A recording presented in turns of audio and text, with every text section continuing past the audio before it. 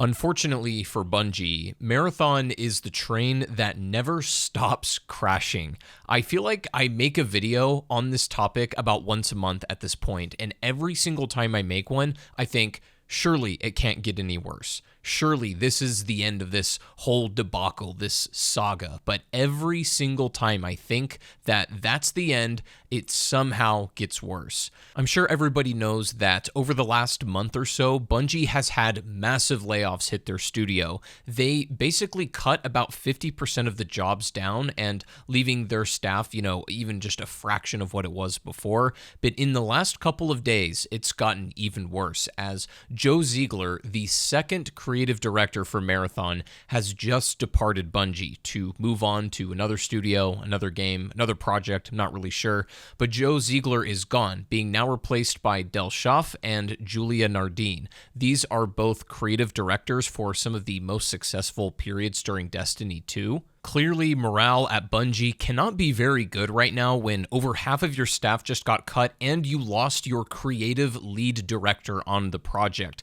meaning it is now in the hands of people that were previously working on Destiny 2. And this is why we're seeing the massive change in direction that we have been for Marathon, particularly Vault Breakers dropped today, which I'll explain what that mode is in just a second. But they've also announced that in Season 3 of Marathon, they're going to be releasing a full-blown PvE mode.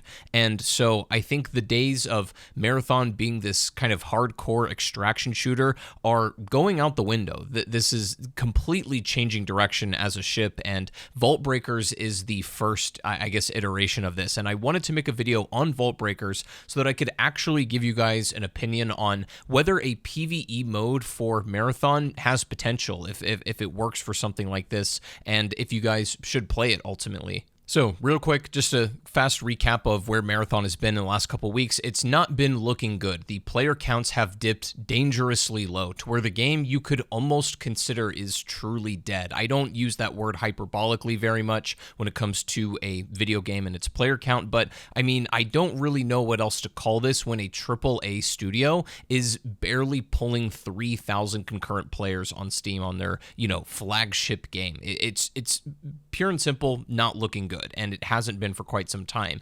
They essentially had no other choice but to try something. A course correction was needed because the formula that they were sticking with, this hardcore extraction mode that clearly works for some people and some are very passionate about it, and that's completely fine, but it just wasn't resonating with a large majority of video game players, and they had to try something different here. And Vault Breakers seems to be at least partially an answer to that. This is an experimental mode that is meant to make Cryo Archive, their endgame map, purely PvE. So when you load into this, you can either play by yourself or with a full team.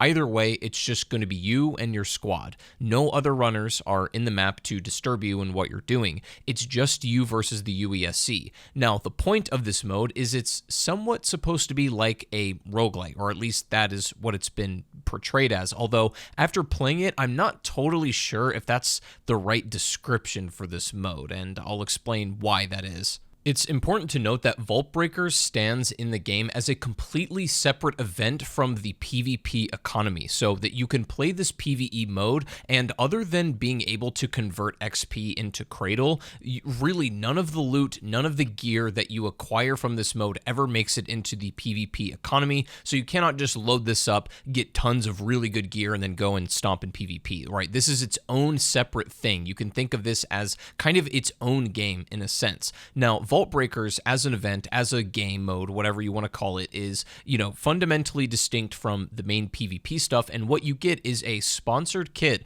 that you can actually upgrade periodically as you play more Vault Breakers. So on your first game, it's going to be very, very basic. You're going to load into Cryo with all gray gear, very basic stuff, and you need to get in and open vaults in Cryo Archive to get this currency. You get these like yellow things, and when you collect a whole bunch of them, either just by yourself or with your team, you get to keep this currency out back in the menu, and then you can use that to permanently unlock certain things on your kit. So for example, after getting getting a certain amount of these upgrade currencies, you can start spawning in with a green backpack or even a green shield, things to make your run a little bit easier, especially in the early game. And you keep grinding these, keep getting vaults open to get more of this currency and unlock more and more upgrades.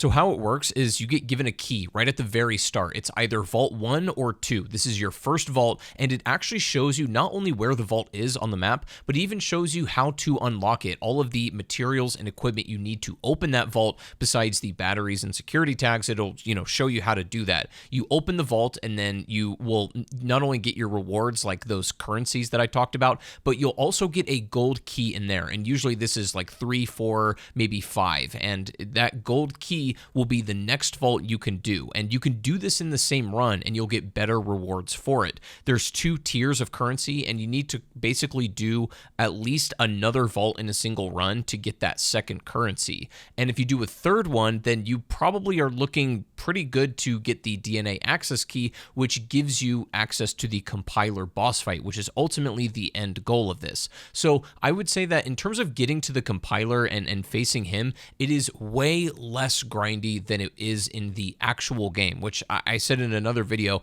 requires legitimately unemployed levels of grinding. But that's not really the case here. Even though it is a grind and you're going to have to do multiple runs, it isn't an impossibility to get to if you are an average gamer, that's for sure. And the game is designed in a way where after a while, you'll get these like tier 2 currency upgrades that give you these items that are massive skips in terms of getting to the compiler, because the whole thing is you could technically do all of the vaults in a single run, but the time on the clock is of course working against you. And so these things that you can save up for are just massive time saves to get straight to the vault, which is, I guess, really nice. And it's actually required in most cases to fight the compiler if you're going to be doing it in this mode. Now, as far as the gameplay goes, this is where I have some criticisms, because you can clearly tell that this is a mode and it's a map that's made for PvP, and just simply putting these mechanics into a PvE scenario doesn't necessarily gel well. Now, I recognize completely this is an experimental mode. It is by no means something that is polished and has like the Bungie stamp of approval on it, that this is a finished product necessarily, but I get it's experimental, so it's going to have some issues, but I'm going to go ahead and point those out, because whether they're planning on integrating this kind of more into their main plan for Marathon, I don't really know, but it has some issues. First and foremost, there is no difficulty scale balancing. Now, because it's a PvE mode, you can play this solo, you can play this 2-player or 3-player, and regardless of the player count you choose, the difficulty really does not change. In fact, they even kind of warn you about it in the menu. Now, are there any upsides for playing this higher difficulty, playing by yourself? Not really, to be honest, especially given that all of the loot is shared across the board. You may as well play with other people in this mode, so there's no upside to playing solo. It's not necessarily easier. In fact, it's not. Trying to fight UESC forces that are made and scaled for 3 players as a solo, especially in the early game, can just feel downright tedious. Like, it is kind of insane. It gets to a point where it's almost tiresome to fight, and a roguelite really always lives on that edge between being tedious and being addicting, and unfortunately this tends to lean into tediousness. Now, not only does it kind of suck to not have any proper difficulty scaling based on the number of players, it just obviously needs a little bit of fine tuning, and that's why it's experimental. I understand that, but another problem is that the core gameplay now kind of shows cracks because it is taken out of the setting that it was made to be in. A lot of the looting, the pace of gameplay, the character abilities, even weapon attachments and so on are meant to be in a setting where you're fighting other players, and that's where they really shine. But because this is a PvE mode and that element of the game has been completely stripped, the pacing now is all wrong. See, I can understand the more slow-paced elements, especially like looting and having to wait in your crates while the stuff loads, or even looting off of UESC, that kind of thing. It's very stop and go, but unfortunately that really works against a PvE game. When you're racing against the clock and trying to do all of these vaults as fast as possible, there's really nothing more frustrating than the constant stopping of your momentum to loot something off UESC, the stopping of your momentum to grab these like computer monitors, or stopping to loot other things off UESC, whatever. Like, there's so much looting, and again, that makes sense and kind of complements a slower burn, PvP game, but in a PvE game, when you're racing against the clock, it really is counterproductive. And I hate to always compare this game to Elden Ring Night Rain, but I think it is necessary here because this game mode is literally trying to be essentially what Night Rain is. And I think what works about that game is they changed a lot of Elden Ring's base game mechanics to be a lot more frenetic and fast paced to make sure that you are always doing what you want to be doing. You are moving towards something. Very rarely do you ever have to like fully stop to commit to an action or completely stop dead in your tracks for one reason or another. I think if they made even small changes like being able to move or even sprint while your map is up, like pulling up the mini map like you can do in Night Rain, or even like making loot drop off of UESC and not in a loot crate, right? If it just fell on the ground and maybe anything that you're already holding auto picks up. So farming tags would be, a lot less tedious. I just think that there's little things that they could do to make the gameplay feel better because, again, it borders a really fine line between addicting and tedious, and you know where Vault Breakers falls. Now, it's not all bad because it is nice to be able to play this beautiful and really well-designed map without having the fear of, like, squads, just going crazy. Like, I love the PvP of Marathon. I have not been shy about admitting that. It's probably the best part of the game, and it does feel like something is missing when you play Vault Breakers a little bit, is that there is that sauce. There's this edge that is no longer there anymore. And you also realize that because this was primarily made to be a PvP game, the PvE encounters can get a little stale. They can get a bit repetitive because that wasn't really the main focus of the game. And now that it's becoming the main focus, it's kind of an odd transition. As far as endgame of Vault Breakers goes, you obviously, load up your kit and you upgrade everything to where you can pretty easily access the compiler very quickly in the match after doing just a couple of vaults, and you use those vaults and their gear within it to load up for that encounter. And the compiler, again, is a lot of fun. I've always said that it's a good boss. However, I'm going to say that if you're a Marathon player that's already done this fight, I truly don't think you even need to play Vault Breakers. I don't think there's anything you're missing. If you've already done it and you've experienced Cryo in its entirety, you've done all the vaults in the PvP setting,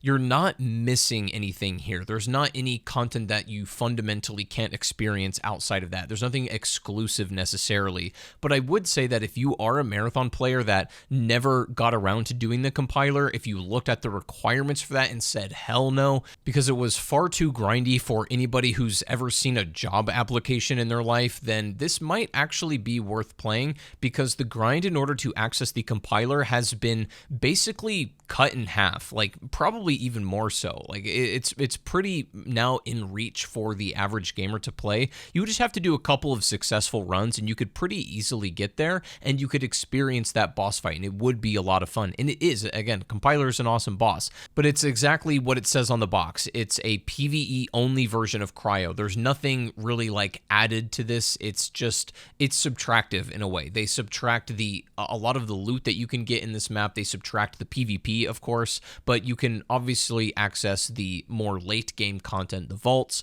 and obviously the compiler himself, which again, doing all the vaults and stuff like is fun. They have their own mini puzzles. You want to try to get batteries quickly and security tags and all that. Like there's a lot of fun to be had within the actual design of Cryo, even regardless of PvP being a part of it, but it will get old pretty fast for some people, and especially those who are already very experienced Marathon players. At this point, though, Marathon is at an inflection point because they have to decide now if they're going to go full in on PvE stuff or if they're still going to try to cater to this like kind of half PvP extraction shooter thing, or if they're just going to drop that theme entirely. I don't really know what they do at this point because Joe Ziegler's gone. That guy was basically the head spear of why Marathon launched the way it did, being this hardcore extraction shooter with like heroes as characters, essentially. That was a lot of his call. But now the people in charge of Marathon creatively are Destiny devs, and they obviously skew a lot more towards PvE-oriented design, and I expect to see that, and we know that that's happening in Season 3 of Marathon, where they release a full-blown PvE mode. The thing is, Vault Breakers is a taste, I guess, of what to expect in a sense, because it is experimental. It's obviously not necessarily meant to be representative of a full PvE experience, but at the same time, what's weird is that this will only be around for like 2 weeks, and then they're getting rid of Vault Breakers, and then until like late September, there will be no like PvE that you can do in this game. It'll go back to the normal like PvP stuff, which I think they're just going to look at the numbers during these times and see what happens. The thing is, if PvE as a full-blown mode does not bring back a significant amount of players or give this game a new breath of life, I would predict that Marathon may not make it to the end of the year, or it might just barely cross over into 2027. I would be surprised if it lives another year if the numbers don't seriously improve in some significant way, because simply the game is not able to sustain itself off of 2,500 players. That's just not going to happen. Either way, it's really not looking good at Bungie. Like, I can only imagine what's going on at the studio at this point with everybody leaving and creative directors changing, and this game is basically trying to find itself again. Even though it's in the wild now, this is stuff you do like while in dev, but the game is fully out, so we're kind of watching a game being developed in real time. It's kind of interesting, to be honest, but who knows, if this game completely changes genre and drops being an extraction shooter fully. That could very well happen. We'll see what happens in Season 3 of this PvE mode, but really, if any significant changes don't turn the player base around by the end of the year, I would be very surprised if this sticks around for that much longer, to be honest. But anyways, to sum up Vault Breakers, it's cool. I actually like it. I think it's kind of fun, but I'm not blown away by it. It's nothing I've never experienced necessarily from playing regular cryo. I do think that casual Marathon players who have never done or played much cryo or done the compiler might have some fun out of it. It's not really that fun in solo, to be honest, especially before you have a lot of upgrades, so just keep that in mind. It needs a lot of work. The gameplay needs to be more frenetic, needs to be more flowing, but other than that, it could improve a lot, but we'll see if they're able to make those changes. Anyways, thank you guys for watching. Let me know your thoughts down below, and I'll see you in the next one. Peace.